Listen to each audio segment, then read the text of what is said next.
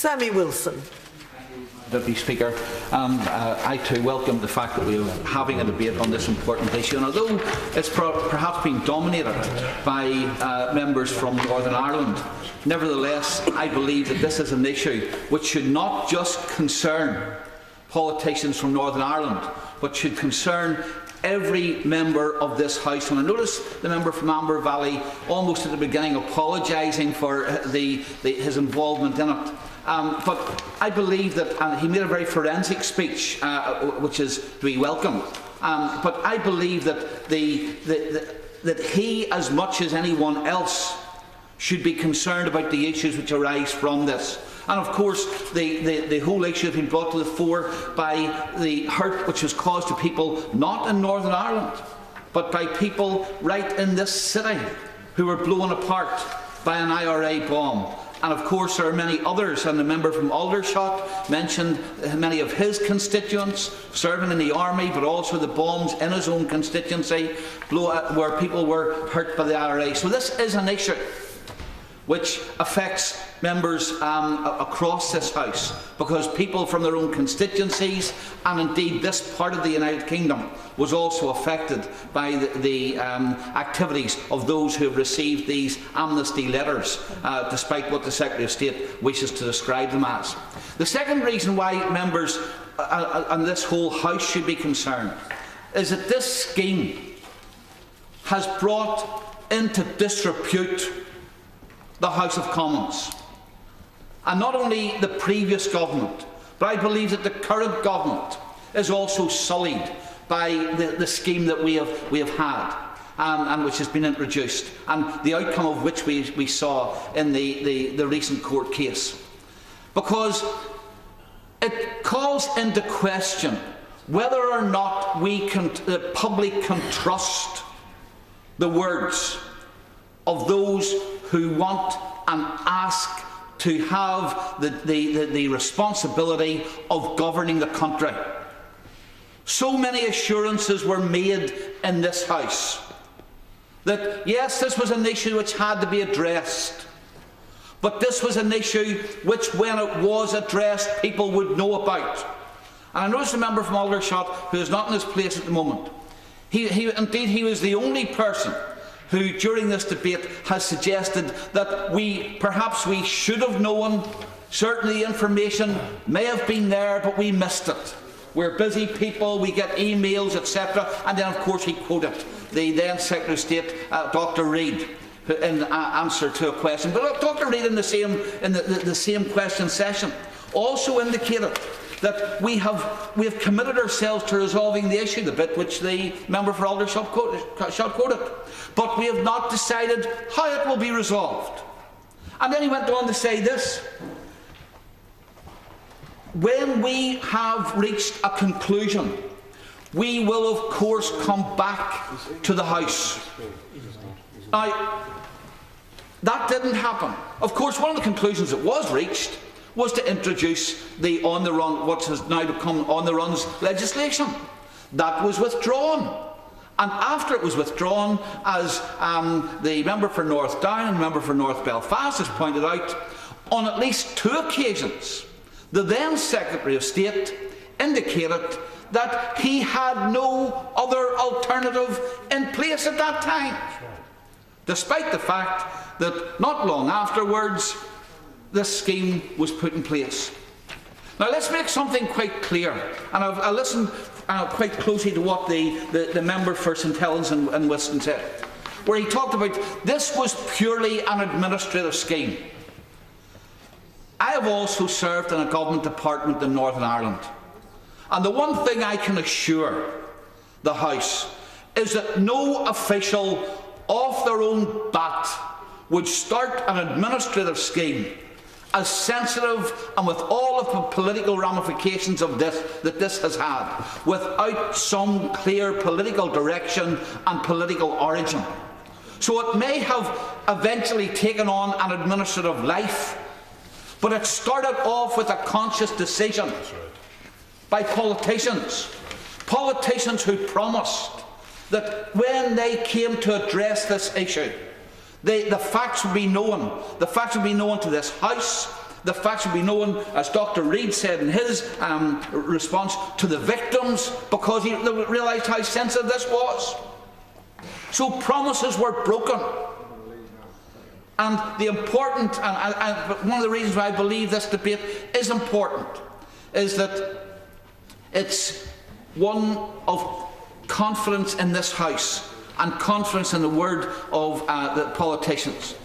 And I've got to say, the opposition and then the government, I listened closely to what the Shadow Secretary of State has said in this, where he talked about, when he was interviewed about this, that yes, it caused hurt and everything else, but he did not believe, and I'm quoting him exactly, he did not believe that the Labour Party had anything to apologise for. I believe that they do have something to apologise for. They've got to apologise, first of all, to those families who know they will now never get justice because of the double jeopardy rule.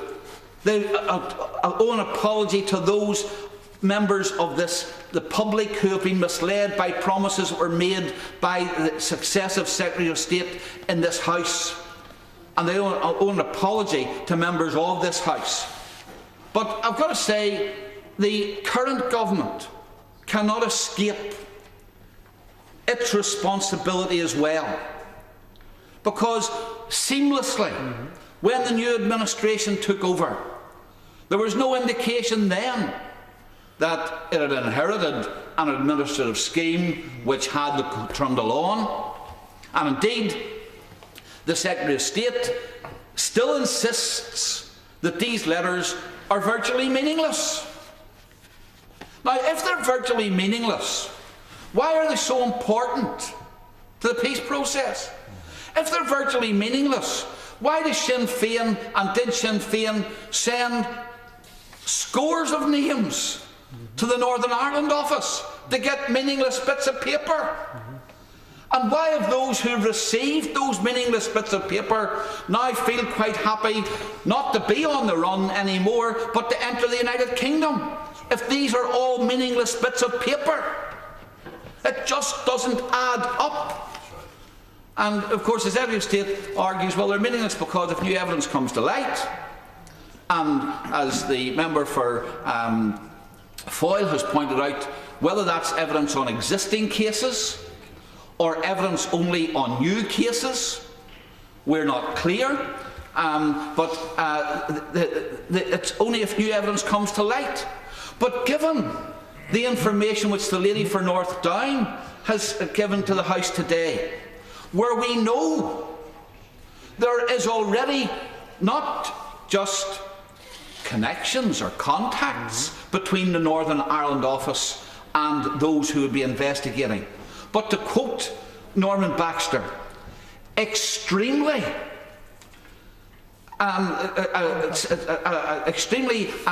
grave interference in the process. Then we've got to ask, what instructions are being given to the police? What instructions are being given to the Historic Inquiries team? That person has received a letter, so don't be following any new lines of inquiry. Don't be opening any new cases. Don't be looking any further at any allegations which are made by them. It'd be interesting to know, and I don't know if it will be the remit of the inquiry, to find out whether any of those who have received such letters, since receiving such letters, have had any investigation into their cases by the Historic Inquiries team. I suspect that the answer to that is no. So while on the face of it, the Secretary of State may say, if new evidence comes to light, then these letters will not mean anything. If it can be ensured that no new evidence comes to light, then of course these letters do amount to an amnesty. If you want any evidence, if you want any kind of direction or any indication that that may be the case, let's look at the case that was presented by the member for South Antrim, Liam Avril. Yep. Why could Liam Avril not benefit from this? The reason why Liam Avril couldn't benefit from this scheme was because the evidence was already there. He had been serving a prison sentence. He had escaped from prison. A letter was no use to him. So therefore he had to have the royal prerogative of mercy. If there was any indication needed that these letters amount to an amnesty, to a certainty that you'll not go to jail, then look at Liam Avril and look at the way in which the assurances have been given by the Secretary of State, and look at the evidence which has been given by the police of the interference which there is by the Northern Ireland office in these particular cases. And I'll give way to the... I'm extremely grateful, the Honourable Gentleman, and I do apologise for interrupting his flow. He and I both served for many years on the Northern Ireland Affairs Select Committee, and I remember the evidence of Norman Baxter well. Can I gently suggest to the Honourable Member that he may have slightly heard something in the evidence that the rest of us didn't hear, for the words that he quoted this afternoon were rather stronger and more specific and, dare I say, accusatory than the words I heard. May I simply ask that he perhaps look at the transcript of that evidence again? Well, the transcript states three words which I don't think anyone, unless they really wanted to give a different interpretation, could take. An extremely unhealthy interest. Now, an extremely unhealthy interest in these cases amounts to me, and in my reading, would indicate that there was interference by the Northern Ireland office in these particular cases. Extremely unhealthy interest can't mean anything else. It wouldn't if it's unhealthy. It was surely seeking to direct the inquiry in a way which a policeman felt was not right. If it's extremely unhealthy, then it's overbearing. And that's how I reached the conclusion. I don't think I'm reading anything into it. I think that I'm coming to a conclusion, which, of course, is borne out of the fact, and of course, which you have to come to, if you're going to believe that these letters mean anything. The one thing I do know is that Sinn Féin would not have been happy with these letters if they didn't mean something. I can remember around the time of the On the Runs, sitting in studios with Sinn Féin spokesmen who, without the least bit of irony, bleated on and lamented about all of these poor people who were separated from their families and who couldn't come home to see their grannies and their mummies and their sons and their daughters because they were on the run. Now, you know, and there wasn't the least bit of irony, no sense of irony that they were on the run because they had permanently separated many people from their families by killing them. Now, if anyone's suggesting to me that they would have been happy with a letter which did not remedy that situation, then I've got to say I think that their argument is extremely weak. The last reason why I believe this is an important issue is that this whole issue has undermined the rule of law because it has implicated the police. And I know that the member for Aldershot tried to almost put the blame totally on the police in Northern Ireland by saying that they screwed up, and had they not screwed up, this would not have happened. I believe that it would have happened anyhow, and indeed has been indicated in the court judgment. It's quite clear that the letter was as important as the information which was contained in it. But the police have been implicated in this, because of course the police have had to produce the information.